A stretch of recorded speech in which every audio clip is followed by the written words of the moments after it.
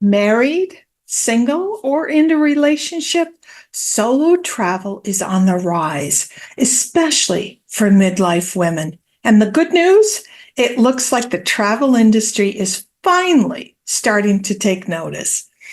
Welcome, everyone. I'm Sharri Harmel, your host for the Extraordinary Women podcast show, the place for women 50 plus who want to design and live a fantastic next chapter. What is it, though, about solo travel that is so appealing for women? Well, speaking for myself, the benefits are many. Number one, you get to do exactly what you want to do when you want to do it. Face it, most of us were the travel planners for our families. I used to hand my husband an actual itinerary on the plane as we were flying to wherever it was we were going for vacation. He loved it. Of course he did, right? I booked the tours, the shows, the restaurants, the hotels, and any transportation. I had to keep everyone busy. I knew that was part of my job, so to speak, and I felt like it was also up to me to make sure that everyone had a great time. When choosing to travel solo, that all goes out the window. No more planning on how to make everyone in your group happy. No more waiting for people. No more choosing a restaurant that the kids will find something they'll eat. But at first, I have to say, traveling solo, traveling alone was weird. And dare I say, even a bit scary. I either would overschedule myself, too many things on the agenda, or I'd panic, thinking I didn't have enough pre-planned because I had all these empty spaces. But now, I just plain love solo travel. So do a lot of women. Why? Well, we can go to a museum, see an exhibit, we can stay or not. We can sit in a cafe all day and journal if we so wish. We can people watch, plan out our next adventures, right? We can go to a play that we want to see, go to the opera, the jazz bar, the flower shop, the antique markets. We can do whatever it is that intrigues you. You can even decide you want a day of walking. I do this a lot in Paris. Be a flaneur and wander down the streets that you've never explored. You can go to cities that you want to experience. And if it's a good-sized city, it's easy, very easy to have a fantastic experience, whether you're alone or not. Cities like London, Paris, New York, Charleston, Vancouver, Rome, Amsterdam, you name it, they're all great solo travel cities. You've got good transportation in those cities, whether it's taxis or Ubers, subways, or in the USA, you can always rent a car. Easy to get around, typically. There are great restaurants, museums, historic homes, garden shows, etc. But what was interesting is I started to explore this whole concept of solo travel for women being on the rise. I was introduced to a scientist. Her name is Dr. Netta Weinstein. She's a university professor in England who is actually researching the benefits of solitude. Dr. Weinstein points out that there's a big difference between imposed solitude and chosen solitude, and that one of the biggest benefits of chosen solitude is that it allows us to connect with ourselves, and that positively impacts our well-being. Dr. Weinstein, just so you all know, has a book coming out on the topic. It's titled Solitude, the Science and Power of Being Alone, and I've got a link down below in the show notes. She says the average adult spends nearly 1/3 of their waking life alone. And yet, we haven't really studied solitude all that much. And the science of solitude, as Dr. Weinstein points out, shows that alone time can be a really powerful space that we can use to tap into numerous benefits. And Dr. Weinstein's this book. I can't wait to order it myself, actually. It's coming out very soon. Really takes these key research findings and moves them into actionable facts and even advice. So put that on your list, because there is now research to back up that maybe solo travel actually will boost our well-being. How cool is that? Well, what are my tips for having a fabulous solo travel experience? Number one, that is to stay at good but boutique hotels. They don't have to be 5-star, but stay small. Stay in family run or a boutique hotel, and you can search them out as you need to. One of my favorite hotel groups is Kit Kemp's group, which I think it's called Ferndale. She's both now got hotels in London as well as in New York City. Fantastic. I've stayed in both. I've stayed in them for years, certainly the ones in London. So, check them out. Before I had an apartment in Paris, I actually learned this. The most Parisian hotels, if you don't go with a big chain and you don't go with a grand hotel, you're in something that's typically more smaller and more family owned, and it's so much more preferred. D'Abyssone, I'll put that down in the show notes. Also, a Hotel Christine, they're both in the 6th, are both hotels that I stayed in Paris. And Hotel Saint-Simon is a block over from actually where my apartment is in the 7th. Centrally located, easy to get to, very comfortable. Small hotels make you feel special. And I've stayed in big ones, so I can easily make the comparison. You're not a number, and those small hotels provide a familiarity that, as a solo woman traveler especially, makes you feel safe. You'll see the same people at breakfast, or if you choose to have coffee, say, in one of the common rooms, I call them reception rooms, that are always attached in some way to the lobby of these small hotels. You just get comfortable with everything. You don't have to go down long hallways, in the evening or, in the middle of the afternoon when typically no one's around to try to get to your room. And if you go in and you actually connect with somebody at the front desk, they start to recognize you. They'll even say hello when you come home in the evening if you happen to be out. All of that just makes you feel safe, makes you feel like you're a part of something, even though you're traveling solo. Now, I know some of you love Airbnbs, but I like hotels. Shortly after my divorce, I tried renting apartments in the cities that I was visiting, thinking it would give me a more authentic experience and ultimately be cheaper. I stayed in probably several in Paris, different Airbnbs, or I used Paris Perfect. I also stayed in London Perfect, which is part of the same group in London. But I have to tell you, it was lonely. It is lonely to spend that much time.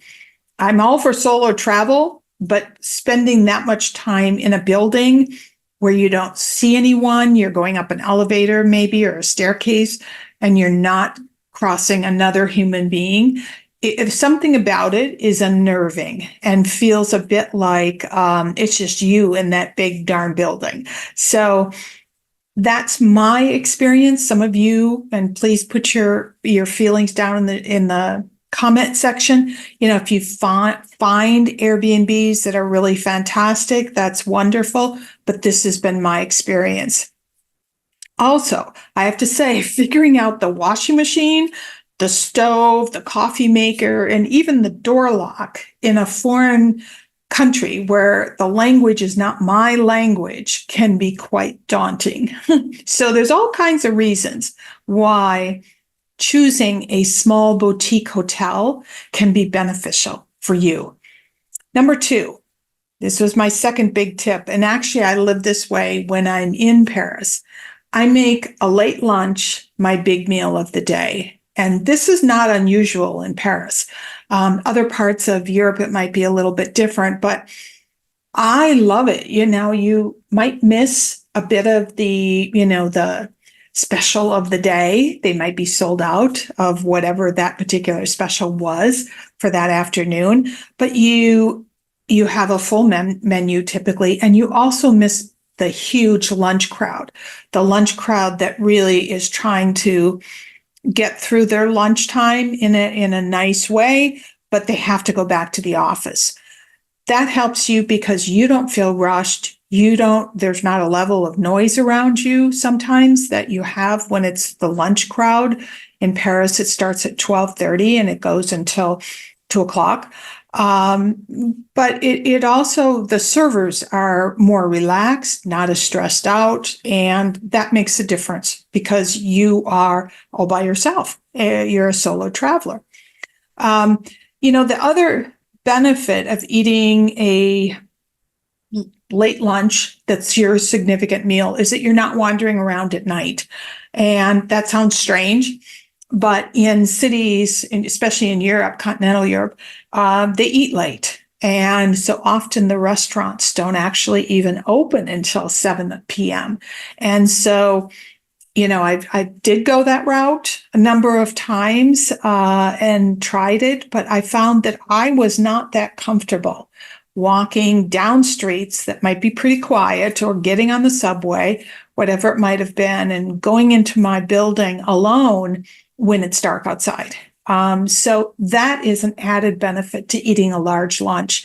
And also, for those of you that wonder, what am I going to do? Because I'll get hungry, say at 7 o'clock, 7:30. Every big city today has all kinds of takeaway food. You can always grab a salad as a takeaway if it's something you want to eat in your hotel room. Or what I have often done, which is so fun, is go in one of the reception rooms in the hotel. Typically, when you go into these small family hotels, they often have honor bars. And you can often order something light if you so wish, along with your drink. Now, maybe it's not alcohol that you're drinking. Maybe you want, a nice cup of tea, whatever it might be. But there's lots of options. The other, and this is going to sound very bizarre, but the other thing is when you eat your biggest meal during the day, you're actually hungry. Parisian mindset about eating out and eating food and not leaving food on your plate when you leave is significantly different than America. It's actually rude to leave food on your plate. It means something wasn't good. That's like a negative communication to the server and to the chef. Doggy bags are only starting to become an option in Paris, as an example. And eating everything on your plate, including that last bit of bread, that you might want to use to wipe up the sauce, is considered absolutely perfectly normal in Paris. And in America, we have some kind of a mindset that doing something like that or eating everything that's on our plate is almost a form of gluttony. And so it's different. And what I find so freeing when I'm in Paris is that I can eat a significant meal at lunchtime. You can have multiple courses. And I have gone out to so many different restaurants, I can't tell you, where I'm not the only single person. I'm not the only solo diner. And, I think of the last time I was I can't remember the name of the restaurant.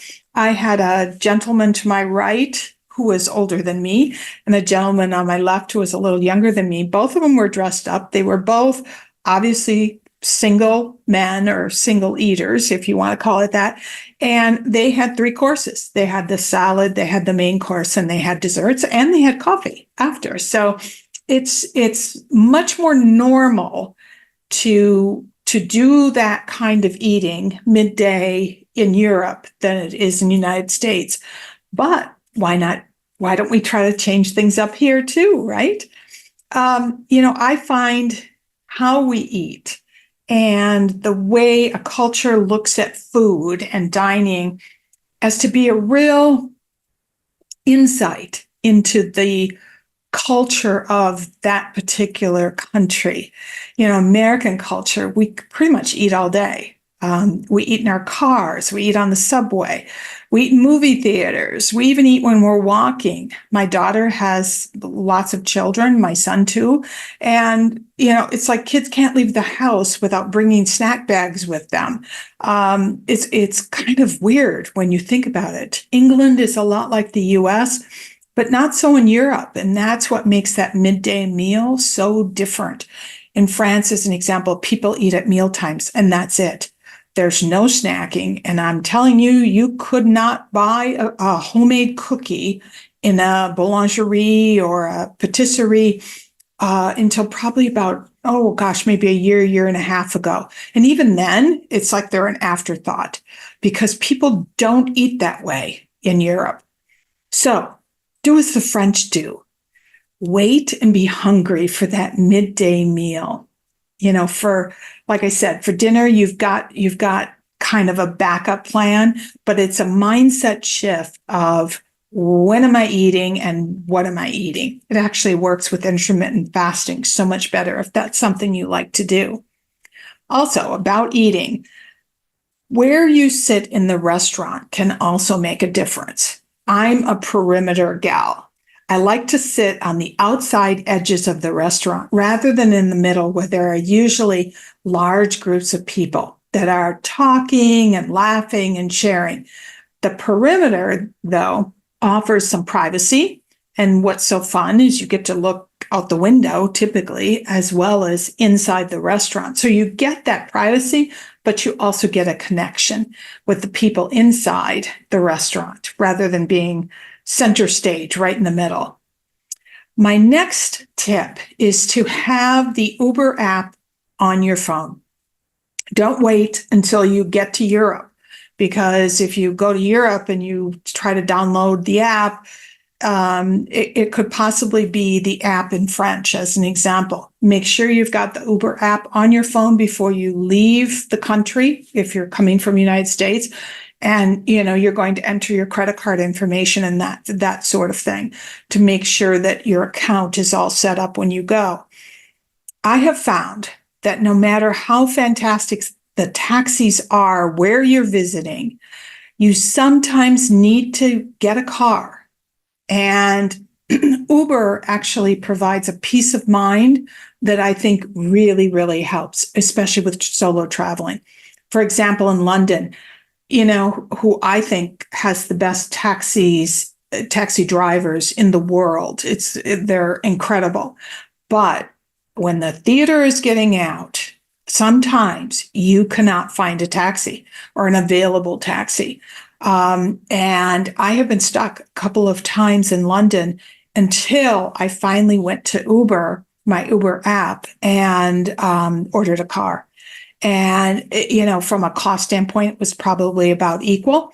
But standing in the dark, looking for a taxi, waiting for a taxi can be very, very daunting. So have a backup, because knowing you have that backup will help you to whatever it is you're doing. Let's say you're going out for dinner, or you're going to the theater, or you're going to the opera or the symphony, whatever it might be. You can relax right up to the end, not feel like you got to rush out the door to get the first available taxi, because you're going to be calling an Uber from inside the lobby of wherever it is that you're at. The other thing is, some of you might be real subway kind of people, mass transit people, but sometimes the stops for the subway stops are not real close to your apartment door or your hotel door, wherever you are. In Boston, I tried several times, and I was so proud of myself. After I had tickets to the Boston Symphony, and I would take the mass transit, the Green Line, back to my apartment in the Back Bay. But the stretch between the Copley stop and my apartment was dark. and somewhat empty because it's a very residential area. During the day, it's lovely, but at night, it's not so fun. And so I found, even here in Boston, that I order Uber when I am going to be out and about. The other good thing about Uber is if there's a couple of you and you're in two different hotels, I've done this in every city I live in been in practically, and I meet a friend, is you can have multiple stops. And that way, just so you know, it's very fun because let's say you're the first one dropped off, and you ordered the Uber actually tracks the pathway of your next drop off and lets you know that that person got to their destination, which is also fantastic. At the airport or train station, this has to do with transportation. Make sure you use the official taxi line or arrange a car pickup.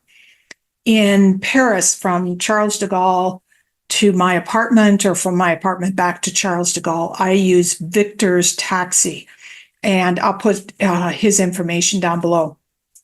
It's a great service, absolutely wonderful service, and it's reasonably priced. They have some vans, some are just cars, but it's an amazing service. And there is absolutely nothing like getting off an airplane. You're totally tired because you've been flying all night, and it's in the middle of the night for you. You've gotten your luggage, you're going, got through passport, services, so to speak. You got your luggage, walking out the door, and to see that sign with your name on it is just a relief. Oh my goodness, it's a relief. Inside of Paris, I use Ubers. If I'm not doing mass transit, I use Ubers, or I use G7 or GSET, as they call it. Those are wonderful car services. The GSET, you'll see a G-7 on the side of a car. Those are regular taxis, but you can pre-order the taxi. You can call them much like you would call an Uber. And there is usually an English line as well. So that's a great option. In London, I often take the Eurostar from Paris to London, or I'm coming from Heathrow, I take the taxis. But make sure you are in the official taxi line. We have all seen the movies Taken, scary, scary, scary movies. And know that those guys that jump out at you as you're coming out of, wherever the baggage pickup was, that say, need a ride, I can give you a great deal. These are not good people. And maybe some of them are, but as a whole, they're up to no good. And that is not something you want to do as a single woman. So just walk right past them and find the official taxi stand. Next is your luggage. I did an entire podcast on luggage for solo travelers, so I won't repeat it. Check out that particular YouTube video. But the bottom line is you have to be able to manage your own luggage. You cannot depend on anyone to help you. You even on an airplane, you have to be able to get your carry-on bag up into the overhead bin. Now, you might get a lovely man or a woman next to you who says, I'll help you, but don't count on it. So make sure that you can handle your luggage so that you've got something in one hand, something in the other hand. And typically I do a crossbody, a very small crossbody, which holds all of my important information like money, passport, etc. And you might want to think about just one bag, one checked bag, and depending upon how long the flight is. And on a train, again, it's actually even harder than it is with an airport, because on a train, you have to get your bags from the platform, up into the train. And that is usually not an easy feat. So again, you have to be able to do that yourself. So practice at home if you're questioning it. Now, besides going to a city alone as a solo, you could also choose a tour group and leave the organization up to someone else. And, I have to say, I've done a number of different tour groups, and I have met some absolutely lovely people, some of whom I keep in touch with today, which is amazing. Some of the tours are solos. Some of the tours are all solos. Some of the tours have couples. I've seen moms and daughters. I've seen dads and daughters. It's really been a mix, and it's just wonderful. What's great about tours is that if you want to get into the countryside, or you want to get into the smaller towns, or you want to go to multiple places, if you're not comfortable driving yourself, renting a car, driving yourself, and trying to follow a map in an area where you might not know where you're going, tours are fantastic. For me, I'm really not comfortable driving on what I call the wrong side of the road. I get a little nervous if I don't know where I'm going. I don't find Google Maps all that helpful when I'm driving by myself. So I love tours. It's just so easy to have someone else arrange something. But pick a tour. You might say, but Sharri, how do I pick one? Pick one that really is all about whatever it is that you're passionate about. I'm doing Sharon Santoni's tour. I've done her tour before. I'm doing another one in actually just about a week, one of her Provence garden tours. And we're staying in this incredible chateau that's now a hotel. And then Sharon's just does top of the line services, but we're touring some special gardens, some special homes. We're going to some fabulous antique markets, and the tour is done in collaboration with Sandra Sigmund from Le Fleur and Lisa Hunter, who's an amazing flower photographer. Both women have businesses and books and all of that about flower arranging. And we're actually going to get a couple of workshops with Sandra and Lisa. Can't wait. This will be the second tours like this that I've attended, and I can't wait because I love flowers, gardens, and antiques. So the theme of that tour is perfect for me. What's also great about tours, and I do this regularly, is you can add a day or two before or after the tour. And that's true of cruises too, if you want to wander the city that you're closest to. For the Provence Gardens tour that I mentioned with Sharon Santoni, I'm taking the train down to Avignon, France early. I'm staying at the fantastic La Mirande, which I've highlighted over on Instagram. And I'm going to explore Avignon on my own. So it's the best of both worlds. I get to explore a town on my own, but I also have the comfort of the tour. A few years ago, I went on a Girls Guide to the World trip to the Christmas markets in the Alsace region of France. Girls Guide is owned and run by Donnie Blue. She does a great job. This tour, though, was all women, and I think all of Donnie's tours are specifically for women. So obviously everybody on that trip, unless they're very good friends, are arriving solo. And so that makes people more open to conversation, more open to introducing themselves. And that particular trip, we were in multiple towns. Again, this is the benefit of tours. We went to Strasbourg, Colmar, I'm not going to pronounce this correctly, but Ingesheim, and which is another little town. And what's so interesting about the Alsace region, other than Strasbourg, it's mostly small towns. And it's this fascinating combination of French and German, because during the wars, it would flip. Sometimes it would be part of Germany, and other times it would be part of France. So it's a very interesting part of France now, and has been since the Second World War. And the Christmas markets are so fun. But again, with the tour, you get to go to multiple places and not have to worry about transportation or driving. Last fall, now this was crazy. I joined a group at Mapperton, which is a beautiful English manor house in Dorset, England. I started following Mapperton on YouTube, if you can believe it. Julie and Luke Montague are the Viscount and Viscountess of Hinchinbrook. Julie is an American. Luke is obviously a Brit. And it was the first tour that they had done, and it was fantastic. There's multiple tours coming up now. I think they do one every season, or one in the spring, one in the fall.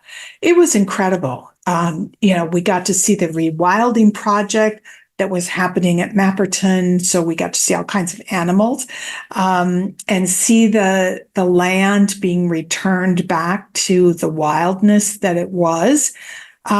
We went and toured a couple of homes, castles, gorgeous gardens, had lunch with the owners of those particular castles. We walked on the Jurassic coastline of England, and evenings back at Mapperton felt like I had walked into a Downton Abbey set. Oh, it was so fabulous. That particular trip had both couples and solos. Everything about it was fantastic. It truly was. What's so great about tours is that you are well taken care of. You are the recipient of what it was that you used to provide for your own family. And all you typically have to do is figure out how to get to the tour starting point. That's it. And what to pack. That's all you have. There are also lots of day trips. That's something to explore no matter what city you're involved in or you're traveling to, and again, depending upon what your passions are. I went to a day trip to the Champagne region of France with a group called Au Chateau, which actually is a wine bar in Paris, but they do some day trips. And it was great. The van picked me up at my hotel. Off we went for a day-long tour of various champagne producers. And then we had this 5-course lunch at La Maison Penet, which is a huge champagne producer. And actually, they'll ship to the United States. It was just fabulous. So day trips, think of that as another option as a solo traveler. Now, maybe you don't want to leave the United States. And this is what's next on my list is I'm going to explore all those flower and antique shows that happen in March and April in the southern United States. Next on my list, I want to check out the Nashville show, the Charleston show, and I think Birmingham has a great one. They often have wonderful speakers. They have sort of like mini Chelsea Garden shows, if you want to call it that. You get all kinds of ideas. And again, you get to meet people who love some of the same things you love. Another possibility for solo travel is cruises. And it appears that the cruise companies have finally figured out that solo travelers might just be profitable. Before we'd all get the brochures, right? And they'd have this single supplement in the brochure for all of the prices. So basically, you were paying for that non-existent second person in your room. Well, thankfully, that is changing. For some of the big cruise companies, it's taking a while. It's rather slow. The last cruise I went on was a river cruise. And I went with a couple that I've known since college, Kurt and Elizabeth. It was fantastic. It was a fantastic trip because of Kurt and Elizabeth. And also I loved where we stopped. But it was not a cruise line that had yet embraced the idea of solo travelers. So that made it hard, I have to say, and made me wonder, could I do this without friends? What is happening with some of the big cruise lines is they are reconfiguring their ships so that they're now creating some single cabins, and not single cabins like steerage single cabins, nice single cabins. And so there's lots of different options. They're also starting to plan some activities that are solo, single activities on these cruise lines so that you can meet other people on the boat who happen to be traveling solo also. So not necessarily for hookups. This is, and I say that in jest, it's more for getting connected to other people who you might, want to take an offshore tour with, or you might want to have dinner with, or get to know in some way. So slowly, the travel industry is waking up. Why has this all changed, you might ask? Well, as women in the business world, we traveled alone, and we and our partners got very comfortable as to how to make that work for us. Doing business travel, we often added a day or two at the end of the business trip if it was an interesting place, and that wasn't all that strange. So there's a comfort level with solo travel that comes from our work, our careers. We're also a new generation, I want to say, of midlife and beyond women who have the financial resources, the disposable income to travel how we like, and to travel and have, dare I say, the confidence to do it. When we think of our mothers or our grandmothers, they didn't travel very much. And if they did travel, it was, specifically to see somebody in the family. So even if they were on the airplane or the train alone, they were usually met by somebody in the family on the other end. It just has changed significantly. And both financially, we have the opportunity to travel. Our particular generation of women our ages, and also we traveled solo during our work. So everything's changing. We're pushing the envelope in so many different areas of our life because we're different. We're different than prior generations. It's very interesting to me. I'm so excited about the fact that the travel industry is finally waking up to, solo travel, embracing solo travel, because travel, in my opinion, does broaden the mind. It doesn't matter if you're traveling far away or you're deciding to travel in the city that you live in. What it means is you're opening up your mind to new possibilities. You're opening up your mind to what was the history of this particular area? How did this happen? How did this neighborhood develop? And all of that allows your brain to think of new ways or new opportunities, new possibilities in your next chapter. And that is what this particular show is all about: designing and living a fantastic next chapter of your life. So I want to thank you for joining me today. And if you enjoyed this video, please give me a thumbs up and do subscribe if you haven't already, because I love hearing from you. I love seeing so-and-so has just subscribed to your channel, because we're all in this together, ladies. And if you're ready to get started on designing your own fabulous next chapter, sign up for my VIP waitlist. The book should be coming out sometime late fall is what we're estimating at this point. We're deep into it right now, but there will be, if you sign up for the VIP waitlist, there will be some fun gifts for you to enjoy before the book release. So again, thank you, everyone. Take care. Keep traveling. A bientôt.